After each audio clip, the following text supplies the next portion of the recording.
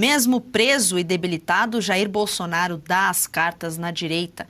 Ex-presidente define candidatos ao Senado no Rio Grande do Sul, Santa Catarina e Distrito Federal. Ele ainda orientou o Nicolas, o puxador de votos da direita mineira, a mexer as peças do tabuleiro no estado. As ações de Bolsonaro têm deixado alguns políticos irritados, caso do senador Ciro Nogueira. Fabi, quero que você comente essa pauta, até porque a gente viu nesse fim de semana o deputado Sanderson, por exemplo, ele havia publicado um vídeo comentando que foi escalado, assim como outros nomes. A gente também tinha visto algumas rusgas, críticas à ex-primeira-dama Michele Bolsonaro e está aí o próprio Jair Bolsonaro mostrando que continua aí firme na confiança em relação a ela e a outros nomes também. Tawane, o que a gente assistiu nesse final de semana nas redes sociais, principalmente no X, parece uma terceira guerra mundial dentro da direita, né? Eu fico, assim, extremamente chateada quando eu vejo todas essas coisas e as interpretações completamente equivocadas.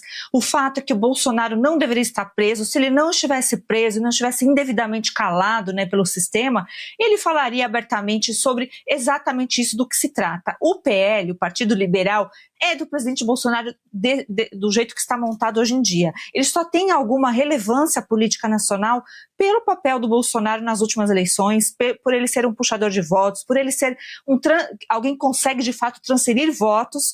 E me parece que o que é combinado não custa caro. O que eu sempre compreendi é que o presidente Bolsonaro iria, sim, indicar governadores pelo PL, senadores, deputados, que ele iria falar disso e a respeito disso, como ele sempre fez, mesmo estando indevidamente preso. E me parece é o que ele está fazendo, né? Ele está articulando juntamente com as lideranças do Brasil, você gostando delas ou não, elas existem, né? Então, ele tem feito esse papel e já escolheu o próprio Flávio Bolsonaro para sua sucessão, e isso tem que ser respeitado dentro da própria direita, né? A gente precisa entender também este ponto. A Michele Bolsonaro, o Nicolas tem sofrido aí, no meu entendimento, um bando de críticas indevidas, porque a Michele é a esposa do presidente Bolsonaro e eu acho que estão ultrapassando a linha, né, do que é compreensível, inclusive dos valores que os conservadores pregam. Ela é esposa dele, cuida dele todos os dias. E, por outro lado, eu também compreendo, né, o que estão dizendo do outro lado, que queriam passar por cima, que existe projeto de poder.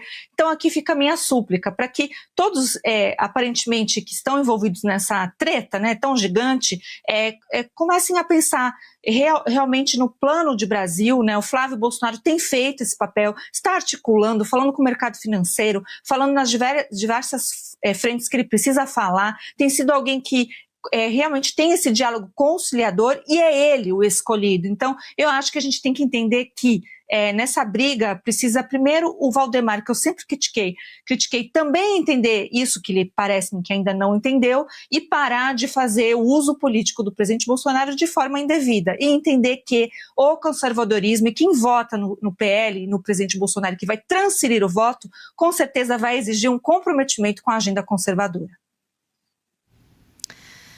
Pois é, Josi, eu quero levantar para você justamente essa reação que a gente citou aqui do Ciro Nogueira, que disse o seguinte: nós do Progressistas somos do tempo em que acreditamos em palavra, palavra em caps lock ali, tudo em letra maiúscula, reagiu às indicações do ex-presidente Jair Bolsonaro, isso porque, claro, lá em Santa Catarina ele esperava talvez a indicação do Esperidião Amin, que é do PP.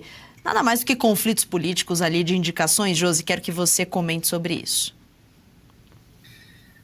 Primeiro que a gente está aí vendo também, inevitável não citar essa consequência na comunicação, porque a gente está com o líder, né, seja do bolsonarismo e o que mais se aproximou de uma direita maior no Brasil, e com o líder preso, né? Então encarcerado, afetado psicologicamente, com limitação de discussões.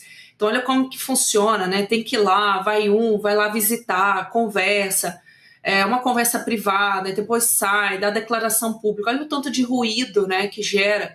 Você não tem o Bolsonaro sentado numa mesa e conversando com os líderes. Não tem uma reunião com os candidatos, não tem uma reunião com sua equipe, não tem uma equipe de comunicação. Vocês estão entendendo como que está tudo solto? como precisa ser feito de uma forma totalmente amadora e orgânica. Esse é o primeiro ponto, né? Isso é perceptível. Claro que isso é uma das intenções do sistema, né? Então tudo isso é intencional. Eles estão adorando esse tipo de situação. Digo isso também por conta dos ruídos, né? Dentro da própria direita. Mas é fato, né? Eu acho que ele ainda dá as cartas, e claro que para ele ter uma percepção de clareza, a mesma coisa como é difícil a gente trazer as informações, imagina como que ele recebe as informações. Ele não tem uma clareza, não adianta ele receber ali uma visita diária e comunicação diária, não é a mesma coisa, ele não consegue acompanhar o cenário total, de forma holística. Então realmente vai ter essa dificuldade, né? E claro que mesmo ele tendo essa visão parcial, eu acho que tem que seguir, né? Esse jogo político, porque vamos lá, a gente está aqui falando de sistema político, candidatura, a gente está falando de capital político, a gente está falando que vai funcionar, o que não vai funcionar, quem que vai ter o poder de angariar votos e fazer candidatos, fazer cadeiras, quem não tem tanto capital político. Realmente é esse cálculo agora que tem que acontecer, né? E nesse meio tempo, que já é difícil, já é estressante, já é um momento assim que a gente não está mais longe das eleições, precisa otimizar o tempo, que a gente não consegue ter espaço para qualquer ruído, para qualquer criação de desentendimento ou desnivelamento, né? Eu acho que tem que andar junto, tem que focar no propósito maior e, como a Fabi disse, né, focar no que o Flávio tem feito no sentido de diálogo, união e pontes, né? Onde o momento é agora, não tem mais tempo de ficar, não, mas é assim, não, mas é assado. Eu acho que tem que ter um despertar no sentido de que os meses vão passar e toda essa estrutura, essa organização já era para ter sido feita, para agora já focar, né? Daqui a pouco a gente entra aí março, abril, depois assim, é uma caminhada muito rápida, né, para o jogo se definir, principalmente porque novamente vamos ter uma campanha política muito online. Claro que as manifestações vão acontecer, mas a gente sabe que inevitavelmente essa eleição, mais do que anterior, vai ser muito online, vai ser muito na questão da guerra informacional, né, em relação aos brasileiros, aos eleitores. A gente sabe que isso é um comportamento social, a maioria das pessoas ficam a maior parte do tempo do dia na frente de uma tela de celular, de computador, de TV, então eu acho que precisa ter maior foco, organização e realmente focar nas pontes, nos links, né, nas alianças que vão aí dar frutos. Eu acho que o Bolsonaro não precisa dar muito mais detalhe do que ele realmente entende como líder sobre o que vai funcionar para a direita ter chances e concorrer e vencer em outubro.